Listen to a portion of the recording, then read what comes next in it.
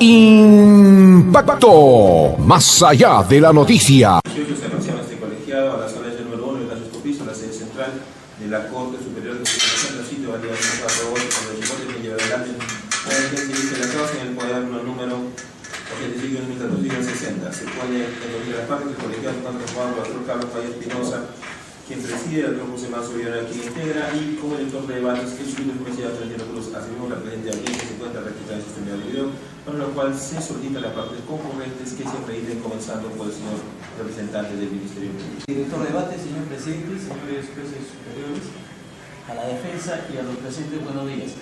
El Ministerio Público, Freddy Gutiérrez Crespo, fiscal adjunto superior, en representación de la Fiscalía Superior Especializada en Derecho de Corrupción de Funcionarios del SANTA, con domicilio procesal en Girón Samanco, 360, segundo piso, Nuevo Chimbote, teléfono 31 33 13.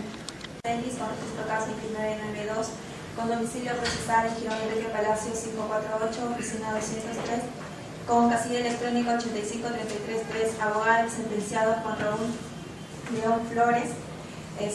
No hay ninguna observación sobre la actuación de la sala. Siguiente. Señor magistrado superior, buenos días. Magistrado superior, buen día a todos los presentes. La defensa técnica del ciudadano Tomás Polo Agape, letrado Fernando González Torres, registro 2665, con domicilio procesal Girón Elías Aguirre, 238, oficina 304, teléfono de contacto 951-875328 y con casilla electrónica 50441. Siguiente. Señor magistrado, buenos días, señor presidente del Ministerio Público, por la defensa técnica del sentenciado José Daniel Vega Díaz y del señor Alex Messiá Bocanera Menéndez, el abogado José Luis de la Chávez, con título de profesora 8631. Lo mismo que ya una de las pruebas se encuentra presente. Asimismo, también se ha notificado como parte agraviadas a la Procuraduría del Estado de Delito de Corrupción y asimismo a la Procuraduría que representa a la municipalidad. Asimismo, también se ha notificado los mismos sentenciados en su domicilio real, como el Polo Agape Marcelo, con fecha 14 de febrero del presente año, que corren con 578 de autos. Asimismo, también se notificaba al sentenciado León por el Juan Raúl a su domicilio real, notificado con fecha 31 de enero del presente año, que corren con 579 de autos. También se ha notificado a su domicilio real al sentenciado Bocanera Meléndez Alex Mesías, y fue notificado con fecha 23 de enero del presente año, que corre con 583 de autos.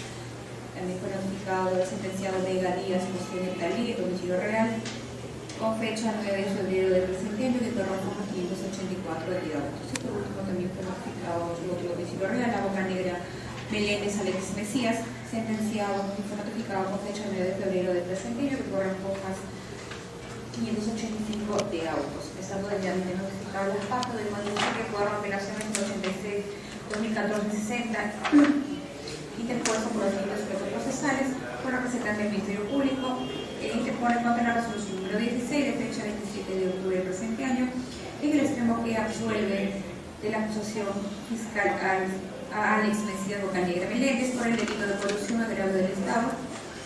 Asimismo, también interpone la recurso apelación la ficha técnica del sentenciado por Marcelo Polo Agape contra la resolución número 16 de fecha 27 de octubre del presente del 2017, en el extremo que se le condena por el delito de colusión agravio del Estado. Asimismo, interpone la recurso apelación los sentenciados Juan Raúl León Flores y José Luis Vega, interpone contra la resolución número 16 de fecha 27 de octubre del 2017, en el extremo que se le fija la reparación civil la suma de 43.652.76 nuevos soles, que verán cancelados los sentenciados de forma solidaria a favor de la parte agraviada. Esta apelación, en el extremo, la reparación civil. Hemos entendido que el procurador de corrupción tendría que estar presente para que absuelva ese extremo, toda vez que es la parte idónea para que pueda absorber ese extremo, la sentencia, al haberse apersonado. En todo caso, quisiera que ese tema quede resuelto o se le pueda llamar mientras vamos avanzando en los temas de sentencia. Correcto, vamos a verificar esa situación, señor fiscal. Sin la oposición de la defensa técnica, el colegiado va a emitir la resolución siguiente. Resolución número Chimbote 7 de marzo del año 2021, autos reídos, a la presente audiencia no ha concurrido el actor civil constituido en el presente proceso, el mismo que se encuentra debidamente notificado. Considerando primero que conforme lo señala el artículo 359, inciso séptimo del Código Procesal Penal, si el actor civil, en la parte infine, si el actor civil no concurre a la instalación del juicio o a 2 sesiones, se tendrá por abandonada su constitución en parte. Segundo, en este caso, conforme lo ha indicado la especialista de audiencia, el actor civil se encuentra debidamente notificado, por lo tanto, al no haber concurrido a la instalación del presente minijuicio en segunda instancia, su constitución en parte deberá ser declarada en abandono, debiendo reasumir la defensa de la reparación civil en el Ministerio Público conforme a sus atribuciones legales. Esto así, la primera sala penal de apelaciones de la Corte Suprema de Justicia de Salta, por unanimidad, ha resuelto: 1. Declarar en abandono la Constitución y acto civil de la Procuraduría Pública Anticorrupción. 2. Disponer que sea el Ministerio Público quien asuma la defensa de la reparación civil, en este caso, conforme a sus legales atribuciones. Esta es la relación que se pedía, señor fiscal. Informe. Abogados. Hacer un pequeño resumen respecto a la imputación en general. Bueno, en el presente caso, a Tomás Marcelo Polo Ágape, José Neftalí Vega Díaz y Alex Mejía Bocanegra Meléndez, en su condición de exalcalde, jefe de obras y administración encargado y asesor legal respectivamente de la Municipalidad Distrital de Buenavista, ASMA, se les ha acusado y sentenciado debido al incumplimiento de sus funciones, esto en mérito a que en noviembre y diciembre de 2010, a escasos 30 días de concluir su gestión, de haberse coludido con Juan Raúl León Flores, que era el gerente general de la empresa constructora Eiffel SAC, con la finalidad de que esta empresa, vía exoneración del proceso de selección por supuesta situación inexistente de emergencia, se ha visto favorecida con la contratación directa de un mejoramiento de obra del puente Huanchuy por la suma de 63.859.50 soles, el mismo que ha generado un perjuicio económico de 38.652 conforme a la pericia de ingeniería civil. Eso es la imputación en concreto con relación a los hechos en general de todo el... Bueno, en relación ya a la apelación de Alex Mejía Bocanegra, quien ha sido absuelto en la resolución recurrida, puntualmente en la presente audiencia ofrecemos probar que este asesor legal, este acusado asesor legal Alex Mejía Bocanegra Meléndez, sí tenía la vinculación específica en el presente proceso de exoneración del proceso de selección. Entonces, puntualmente vamos a acreditar este extremo de que sí tenía vinculación y además de que sí ha sido pues parte de los actos de concertación para beneficiar a esta empresa, el FEDSAC. En ese sentido, en relación a este acusado, requerimos que se declare fundada nuestra apelación y en este extremo se pueda declarar la nulidad de la sentencia absolutoria. Eso es todo Lo que pretende su recurso de apelación es que se condene el relacionado tan solo por tomar en cuenta un informe legal que supuestamente o en fundamentos del Ministerio Público ha servido para vincular en una concertación para que se configure el delito de colusión.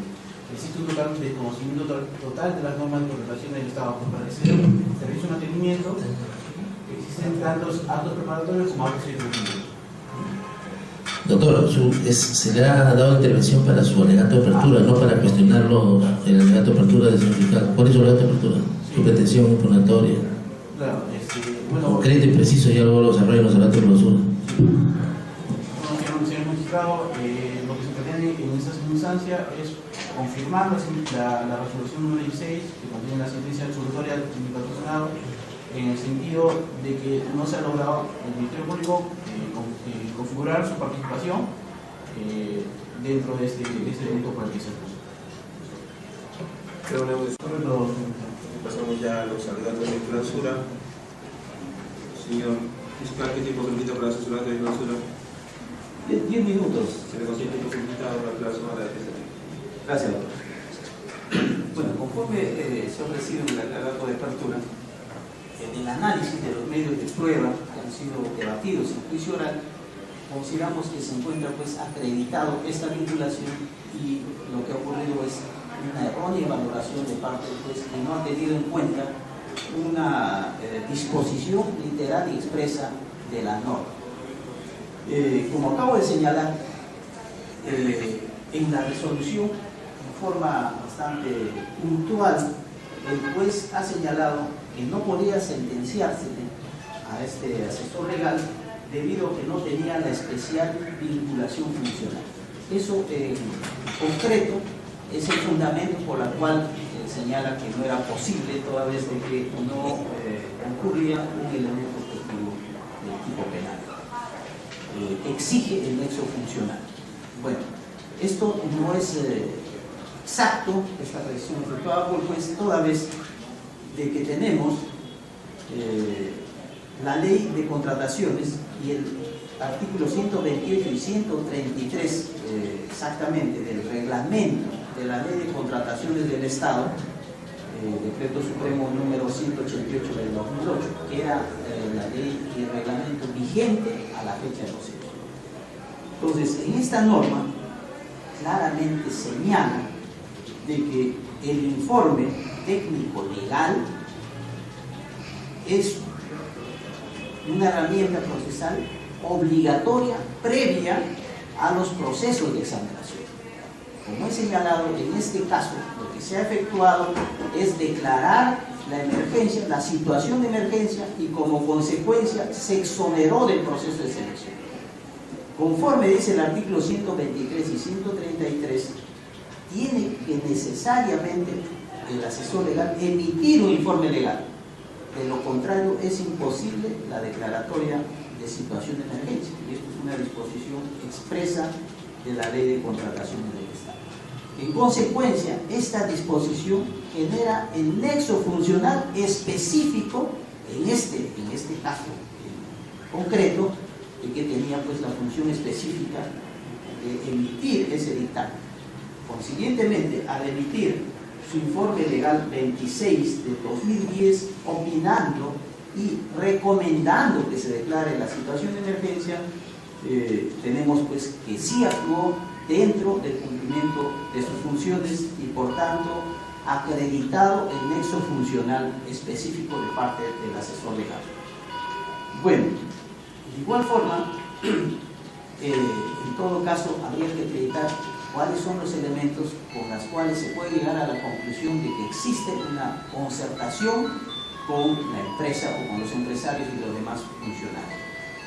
Bueno, al respecto, no es cierto que solamente el informe legal sea el medio probatorio como la cual se haya concluido que existe o que haya participado en la concertación. Resulta que en el presente caso, esta obra del puente Huanchuy ya estaba dentro del plan anual de contrataciones a inicio de año. Tanto así que el 15 de marzo del 2010, o sea, muchos meses con anticipación, ya se había dispuesto el requerimiento y la compra de los troncos para la ejecución de la obra. Consiguientemente, cuando el asesor legal emite esa opinión legal, tenía pleno conocimiento de que esa obra estaba dentro del plan de contratación, por la cual era pues inexistente esa supuesta situación de emergencia. Por otro lado, se tiene que el informe legal lo emite en fecha 29 de noviembre del 2010.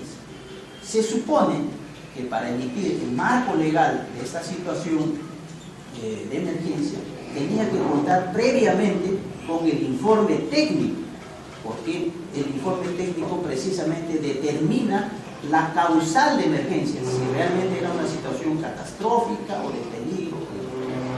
Este informe, conforme se tiene de los elementos de prueba que han sido actuados, han sido ingresados a esa parte de la municipalidad con fecha 30 de noviembre. Consiguientemente, esto acredita que si el asesor legal emitió su opinión un día antes de que llegaran los informes técnicos, se supone pues que ha habido una suerte de concertación, porque ya estaba todo coordinado para que emita este informe. De igual forma se tiene pues esa celeridad y esa incongruencia en los tiempos. O sea, presenta el informe técnico el 30 y él un día antes ya estaba emitiendo el informe legal requiriendo y recomendando que se declare la situación de emergencia y como consecuencia la exoneración del proceso de constatación y que generaba pues la contratación directa de esta empresa. Finalmente tenemos que ese informe con el cual se basó no era pues un único informe. Al informe al que me refiero es el artículo 100, es el informe técnico 151 del 2010. Resulta que este informe tenía, digamos, había una duplicidad en ese mismo número, porque quien emite este informe técnico es el ingeniero de obras, que ha sido sentenciado y ha reconocido que los hechos sucedieron de esa forma y se ha sometido a la conclusión anticipada. Resulta que este informe se presentó, se ingresó a la municipalidad con 3 presupuestos distintos. Presentaron ese presupuesto, esa ejecución de obra o de mantenimiento de obra del puente con la suma de 27.000 soles. Aparentemente este monto pues no era expectativo para ejecutar esa obra, o no iba a quedar seguramente algún margen, y cambian ese informe e ingresan con ese mismo número de informe, el 151 del 2010, otro informe con el mismo número, como reitero, pero con un presupuesto de 63.859. Y queda claro de que el informe en el cual el asesor legal emite una opinión legal pues es en base a un informe técnico absolutamente fraudulento. En ese sentido, el asesor legal no puede argumentar desconocimiento primero de la norma, que era obligatorio su participación en esta exoneración, y tampoco, como ha señalado en el juicio, no puede desconocer de que en el plan anual de obras, el plan anual de contratación, ya existía esa obra prevista con fecha muy anterior. Bueno, puntualmente esos son los puntos con los cuales consideramos que sí tenían conocimiento y sí tenían la participación para que se forme o se consume este engranaje del proceso de exoneración. Pues sin su dictamen legal era imposible que se declare la situación de emergencia.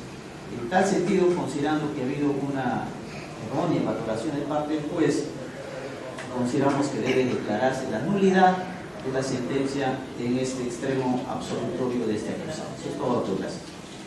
La gente debe proceder a doble calificación funcional.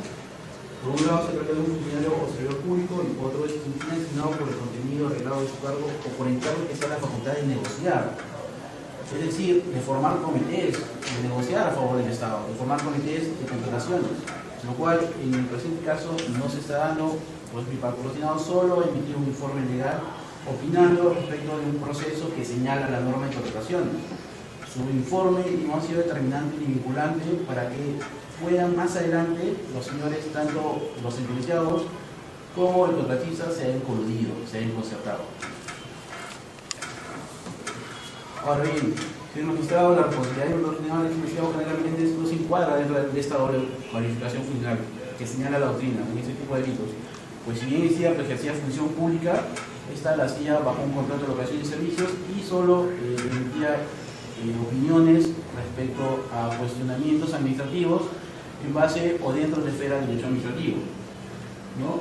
Lo que quiere demostrar el señor fiscal es hacer que el informe emitido por el patrocinado sea un medio o un elemento vinculante para que más adelante los señores sentenciados y el contratista sean coludidos. Sin embargo, En las normas contratacionales se establecen actos preparatorios como actos ejecutivos. Los actos preparatorios pues serán en el requerimiento que es presentado por unidad orgánica y luego pasa a un informe técnico y luego un informe legal, para luego ser aprobado por el Consejo Municipal y posteriormente se realice la contratación. En ese caso, ¿por qué no se encuentra aquí en esta sala o los plenarios anteriores la señorita encargada de las contrataciones del Estado? Si ella es quien en representación del Estado ha contratado a este señor, a este sentenciado. Ahora, el señor fiscal nos dice que hay una doble numeración de los informes. Sin embargo, ya se ha visto esto en la presentación número 841-2015 de Ayacucho.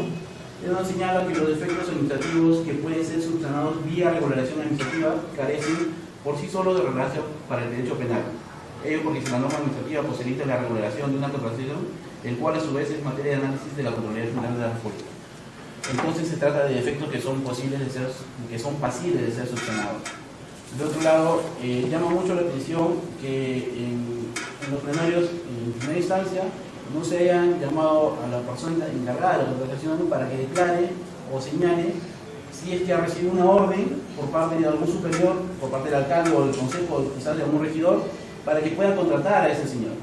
Ya el señor sentenciado José Nentalí Vega Díaz ha declarado que él no ha participado de la supervisión de ese mantenimiento, no ha participado de la fiscalización, ni ha observado, ni ha dado avisos que todas las partidas se han ejecutado. En ese sentido, ha emitido su informe de conformidad. Es ahí donde se configura este delito, ¿no? En los actos ejecutivos, ya en la misma contratación, no en un informe legal que no es vinculante ni es determinante para que pueda la municipalidad contratar con este señor.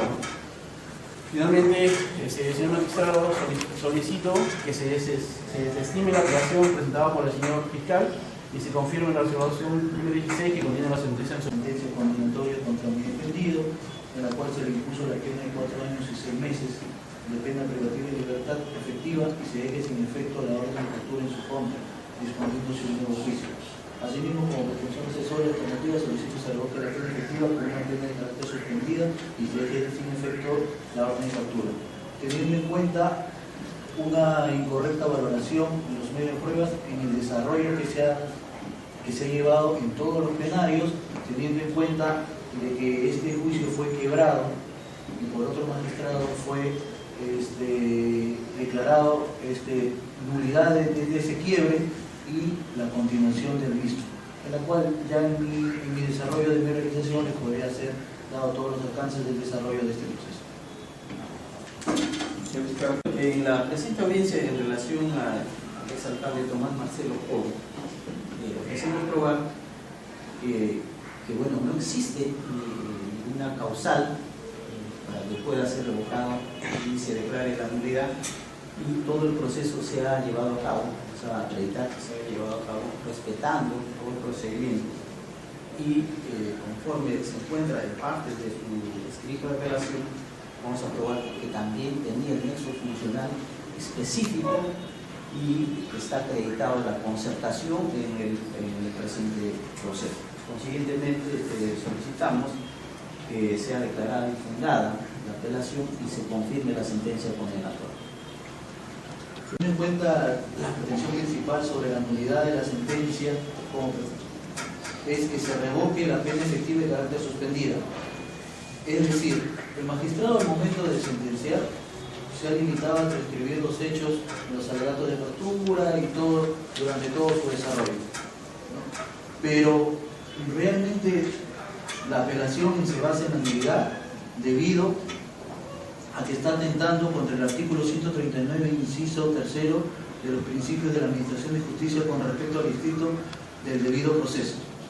Cuando hablamos de esta institución, abarca un abanico de las garantías, teniendo en cuenta el debido proceso, estando el principio de imputación necesario.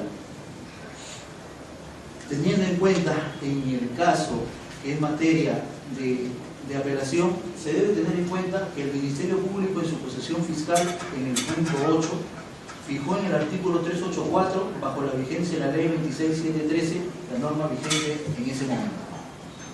Sin embargo, el ACU, en su punto 25, la sentencia en materia de impugnación, la sustitución típica reconoce que la norma aplicada en la contenida en la ley 26.713, sin embargo, aplica la retroactividad benigna, la norma indicando que le corresponde la modificatoria de la ley 29.758, es decir, el artículo 384, el primer párrafo, por ser la más favorable al reo, cuyo tenor pues, se entiende. En este juicio de tipicidad aplicado por el magistrado de primera instancia, mi patrocinado difiere sustancialmente con el control de tipicidad, aplicando en la sentencia de conclusión anticipada, porque previamente se acogieron dos acusados a la conclusión anticipada, realizando que en la audiencia de juicio oral del 27 de junio del 2017, donde los acusados Nectalí como Intraneos y Juan Román León Flores Extraneos se acogieron a la conclusión. En la resolución 8, en la sentencia, en la misma fecha, el punto 1, el control de tipicidad, parte inferior, indica, siendo así la conducta de dichos acusados se encuentran subsumidas y se encuadra dentro del tipo penal contenido en el artículo 384 del segundo párrafo de la norma penal sustantiva por el control de tipicidad, se encontraría superada. Norma que contempla una pena de 6 a 15, la pena privativa de libertad. Concluyendo sobre este punto, que el mismo magistrado, por un mismo juicio, ha emitido dos juicios de tipicidad sobre un mismo hecho fact, apartándose de la tipificación formulada por el Ministerio Público, sin que exista un nuevo elemento que haga varias esta calificación, transgrediendo el debido proceso al no haber efectuado una correcta calificación jurídica de los hechos de la norma penal, afectando de esta manera el principio de imputación necesaria del juicio de tipicidad, pues a dos acusados ha juzgado aplicando el artículo 384, segundo párrafo, mientras que a mi defendido le ha aplicado el artículo 384, primer párrafo. Véase las dos sentencias, tanto de conclusión como la sentencia que ha sido apelada. Precedente judicial que afecta gravemente la salud del juicio en su totalidad. Si bien en la etapa de juicio oral el APO está facultado conforme a lo dispone el 374 del nuevo Código Procesal Penal, puede hacer una calificación jurídica de los hechos, sin embargo debería advertir al fiscal y al imputado sobre esa posibilidad, a fin de que no afecte el derecho de defensa y no se perjudique el principio de congruencia procesal y el principio de contradicción, trámite que no se ha observado durante la secuela del proceso. También otra causal de nulidad absoluta de la sentencia es en el punto procedimiento correspondiente a la determinación judicial de la pena, en el ítem 1. El primer párrafo del artículo 384 del Código Penal sanciona el delito imputado con una pena privativa de libertad no menor de 2 ni mayor de 8, siendo este el espacio punitivo, esto es el límite mínimo y máximo de la penalidad. El APO ha afectado el principio de la legalidad de la pena, pues ha utilizado parámetros ilegales, distintos a que corresponden, contradiciendo una propia calificación realizada en el punto 25 de su sentencia, donde la pena abstracta fijó de 3 a 6 años. Por otro lado, en el ítem 2 señala, para la determinación de la pena se debe tomar en cuenta entre el tercio intermedio que regula el artículo 384 del Código Penal, esto es de 4 a 6 años, parámetro que resulta adecuado si se tiene en cuenta que el acusado tiene como una circunstancia atenuante para cada uno no tener antecedentes penales, pero para los funcionarios tiene 3 circunstancias agravantes genéricas, del inciso 1, 2 del artículo 46, y para el funcionario tenemos que ejecutar la conducta punible. En este punto el APU ha aplicado una pena no acorde a su nueva calificación jurídica, y lo más grave aquí está que encuadra la pena en el tercio intermedio señalando que existen 3 circunstancias agravantes, pero no las precisa, no las desarrolla y no las clarifica, y señala para el funcionario la agravante ya indicada. Interpretación que contradice con la sentencia de conclusión anticipada, ya que acotada donde el punto 3 sobre el control de proporcionalidad señaló lo siguiente, teniendo en cuenta que en esa conclusión anticipada había un funcionario, José Nectalí Vega Díaz, que tenía la calidad de funcionario de gerente de obras, que la calidad de agente que no cuenta con antecedentes penales, esto quiere decir que no existen circunstancias agravantes, pero para el alcalde sí existían circunstancias agravantes, siendo los dos funcionarios públicos. En una sentencia dice que no, y en la otra dice que sí, contradiciéndose y perjudicando a mi patrocinado, de manera y olvidándose los principios constitucionales que debe respetar todo magistrado al momento de expedir una sentencia. El 27 de junio del 2017, a cargo del juez, no del juicio, que es el doctor F., donde se recibieron los alegatos de apertura y donde 2 de los acusados se acogieron a la conclusión: el empresario, Raúl, y el gerente de obras, señor José Vega. Emitiéndose una sentencia de conclusión anticipada, se ha emitido nueva prueba y se ha dispuesto a suspender el juicio oral para el 10 de julio del 2017, a las 11:30. Es así como fecha 10 de julio del 2017, esta audiencia fue continuada, pero por un distinto magistrado, el doctor David Aguilar Ponce, quien luego de escuchar los alegatos de las partes mediante resolución 11 de la misma fecha dispuso el quiebre del juicio oral, reprogramando nueva fecha para el inicio del juicio, pues el juez del caso no se encontraba en ninguna de las causales del artículo 360 del Código Procesal Penal, pues cuando el juez del proceso se encontraba gozando de sus vacaciones. Tengamos en cuenta, las causales, conforme lo desarrolló el doctor David Aguilar, no se encontraba por haber gozado de sus vacaciones. No era un caso fortuito, no era una situación de emergencia, sino que las vacaciones, como todos sabemos, deberían ser programadas con la finalidad de no perjudicar pues todos los procesos y la continuación dentro de los 8 días como manda la norma procesal. Entonces, sobre este punto nosotros consideramos que ha transgredido el artículo 360, que regula la continuidad, suspensión e interpretación del juicio. El primer supuesto sobre la continuidad del juicio ocurre cuando, una vez instalada la audiencia, esta seguirá en sesiones ininterrumpidas hasta su conclusión. El segundo presupuesto sobre la suspensión del juicio, esta solo procede en 3 supuestos: por las razones de enfermedad del juez, del fiscal o del imputado o si de su defensor, por razones de fuerza mayor o caso fortuito, cuando este código lo disponga. Que de la revisión del acta de la audiencia de instalación de juicio de fecha 27 de junio del 2017, luego de emitirse sentencia de conclusión anticipada mediante resolución en el literal B, dispuso suspender el juicio oral para el 10 de julio del 2017, aplicando aún un término que no corresponde, pues no estábamos ante una causal ya citada. Asimismo, el 10 de julio del 2017, al continuarse el juicio, se hizo cargo el juez David Aguilar como juez encargado y decidió quebrar el juicio sin que ninguna de las partes, tanto el Ministerio Público como los abogados defensores, presentáramos algún recurso de apelación. Por lo tanto, luego retornó el juez a cargo y decidió sacar una nulidad de oficio y continuar con el mismo. En principio debe dejarse establecido que esta situación de quiebre del proceso generó que el juez del caso, que ya tenía instaladas varias audiencias, solicitó vacaciones postergadas para el mes de febrero, perjudicando el sano proceso de este juicio.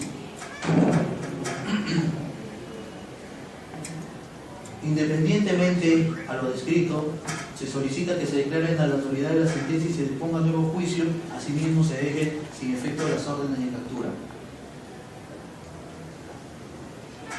Con respecto a la petición accesoria alternativa en el caso del magistrado, lo cual significaría una validez a la sentencia, teniendo en cuenta pues de que para los que se acogieron a la conclusión les dan una pena suspendida. Para mi patrocinado que no se acogió, se llevó el desarrollo para demostrar su inocencia, le dan una condena efectiva, a pesar, teniendo en cuenta y citando incongruencias que no tenía ni siquiera lógica para pedir citar unos artículos en uno y citar en otros artículos. Deben tener en cuenta que este primario no tiene antecedentes. Para concluir, señores magistrados, la imputación que hace el representante del Ministerio Público hacia mi patrocinado solamente tuvo 2 participaciones. Para que se declare en emergencia, este mantenimiento estuvo en marzo, para que se pueda realizar, del año 2010. No se realizó en marzo, porque es conocimiento público que el canon llega en agosto. Es una municipalidad entera, ingresa a veces recursos diarios, 10 soles, 20 soles, no pueden hacerse mantenimiento, a pesar que la población lo pedía y los regidores de la zona lo pedían. Entonces, a no poder realizarse, y en el último periodo, ya se venían y se percataban, como es conocimiento público, las lluvias. Al llevarse las lluvias, ¿qué es lo que podría haber pasado?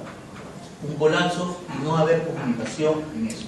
Entonces, mi patrocinado como alcalde no llevó a cabo la sesión de consejo, lo llevó el primer regidor. Votaron y decidieron. Ellos decidieron.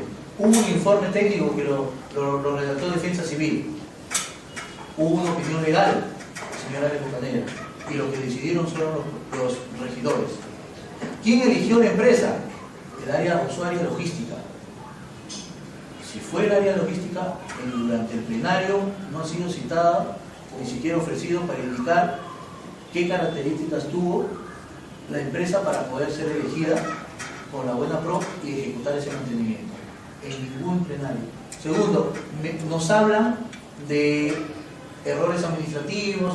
Ya lo citó mi colega, la casación de Ayacucho, que es doctrina jurisprudencial, los defectos administrativos. Recordemos lo que habla la ley de contrataciones.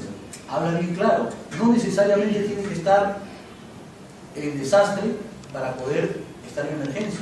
Recordemos el año pasado, nos pasó la desgracia y ahora el Estado peruano ha decidido un monto de dinero para las zonas de emergencia y no hay ninguna zona de emergencia, al menos acá no ha producido lluvias y no vamos a poder determinar o decir que efectivamente está perjudicado.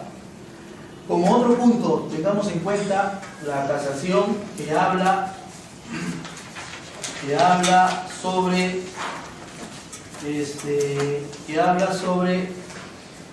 el perjuicio que le causa al Estado. ¿Cómo se puede determinar el perjuicio? Si en este proceso ha habido una pericia y ha sido por un ingeniero, y la pericia lo habla para determinar el agravio del Estado, es una pericia contable.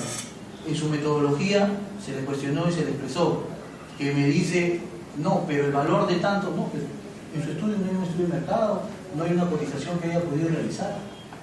¿Cómo poder determinar el determinante económico? ¿Cómo lo determinó? Fácil. Si hubo un primer informe 38 y en el final fue 63, restamos y ahí está el determinante económico. No se valora así. No se valora así, señor magistrado. Entonces, lo que se pide es que en esta revisión de la sentencia se declare nulo por todo lo expuesto, se declare fundada la apelación y se inicie un nuevo juicio. He concluido, señor magistrado. Marcelo Polo Ágape hizo su intervención, indicó justamente una de sus pretensiones impugnativas fue que era nula el juicio debido a lo que había acontecido con respecto a que el doctor F. Díaz Uriarte se había retirado del juicio y había intervenido el doctor David Aguilar y había quebrado el juicio y después se quedó nulo. Es una de sus pretensiones. Y en aquel tiempo quien estuvo a cargo del órgano de control fue el doctor presente y por ese motivo va a emitir un pronunciamiento. Ya, muy bien. En efecto, conforme lo ha puesto el director de debates en este proceso, se convocó esta audiencia de apelación de sentencia y ya durante el desarrollo de la misma, estando a las alegaciones del abogado defensor de uno de los sentenciados, ha surgido el hecho referido al cuestionamiento que hace el abogado defensor a la declaración de nulidad del quiebre del proceso realizado por el doctor F.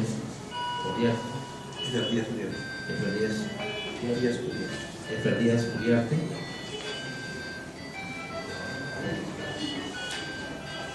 cuando previamente había sido declarado el quiebre del mismo por el doctor David Arturo Aguilar Ponce. Ese cuestionamiento.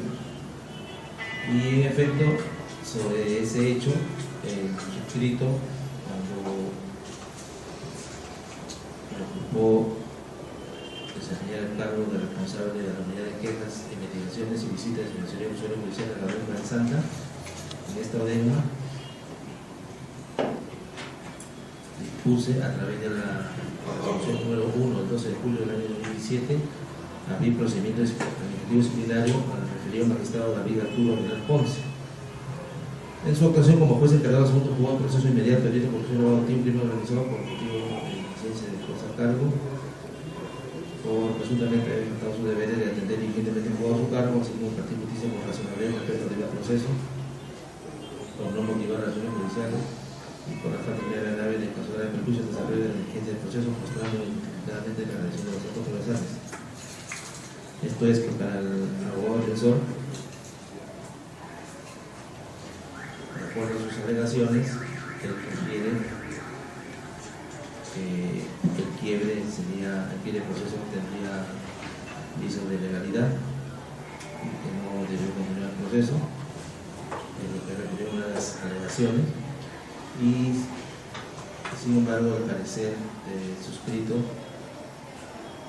fue en el sentido contrario, en el sentido de que el quiebre del proceso no habría correspondido, y se menciona en ese sentido que no habría correspondido por cuanto se trata de una apertura de un procedimiento disciplinario ante los indicios de una grave irregularidad.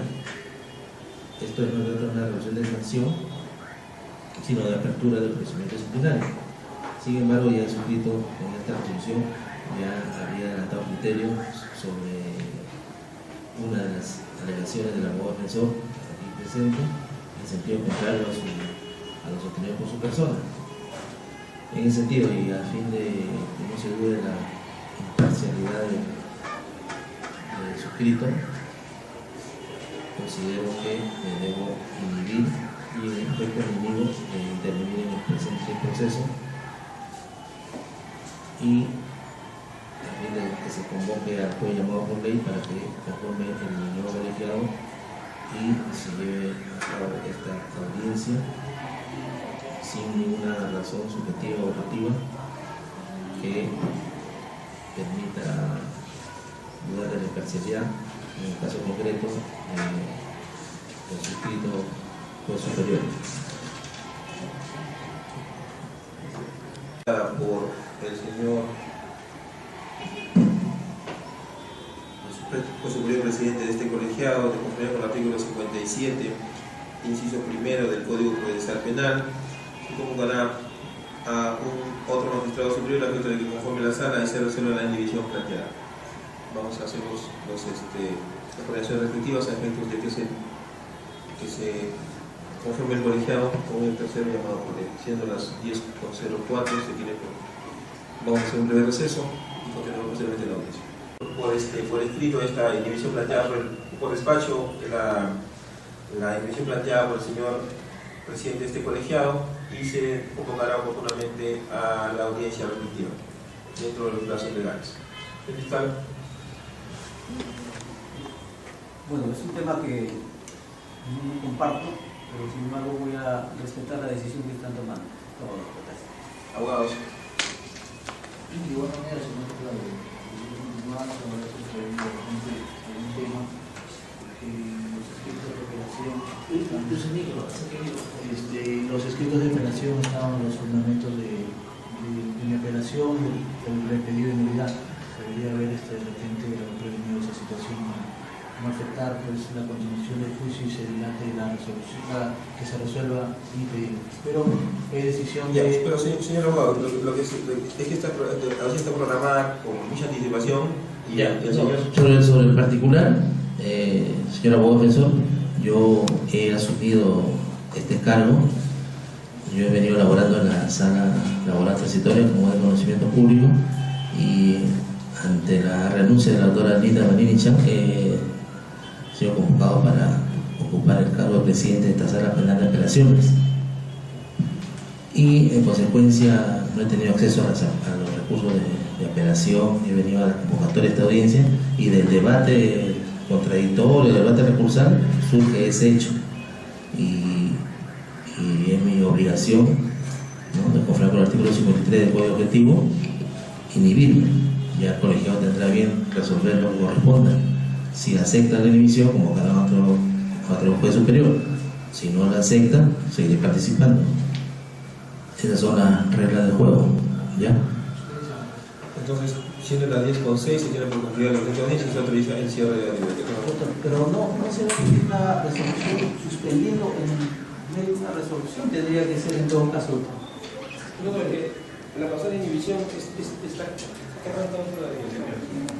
Vamos a resolver en todo caso, vamos a resolver primero la división, en todo caso continuado con el caso de ley. Si es que no se acepta la división, inmediatamente lo vamos a programar. No, yo solo decía con relación a la suspensión, ¿no? Porque en mérito de la suspensión en la Fiscalía tenemos que cargar en el sistema el mérito a qué resolución se está suspendiendo. Entonces acá no tendría yo ningún acto administrativo con el cual cargar en el sistema de por qué se está generando esa suspensión. Solo eso sería la diligencia. Entonces, creo que el trámite respectivo sería convocar a un tercer magistrado para que resuelva la división y pedir una resolución. Lo que pasa es que ya son las 17 y tenemos audiencias programadas. En todo caso, por despacho. Sí, por despacho. Que ha surgido la división. Sí, no hay problema. Ya, entonces ya está la